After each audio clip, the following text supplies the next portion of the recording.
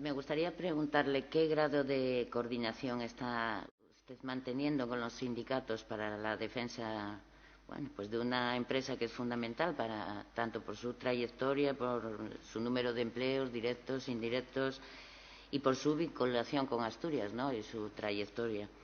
Me gustaría saber que, porque los sindicatos han mostrado una gran preocupación por la situación actual de la empresa, que dicen crítica, y que además, bueno, como usted sabe, bueno, pues no estamos para perder empresas.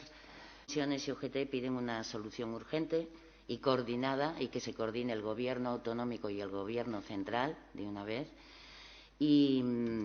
Y han anunciado ya movilizaciones, ¿no? Ya para creo que comienzan el día 23. Me gustaría saber qué grado de coordinación está manteniendo la consejería en este tema también con los sindicatos.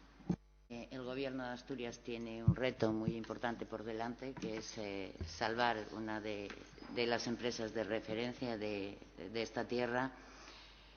Pedirle que siga, supongo, seguirá con esas reuniones, con esos contactos que ha tenido con empresas, seguirán teniendo, espero que sí, pero desde luego le pediríamos que trabajaran coordinadamente los dos gobiernos, central y asturiano, sobre todo porque todos sabemos que la entrada de la SEPI garantizaría un poco la viabilidad de la empresa. El ejemplo de Alcoa nos tiene que servir para no volver a repetir ciertos errores y escuchar a veces un poco más, ¿no?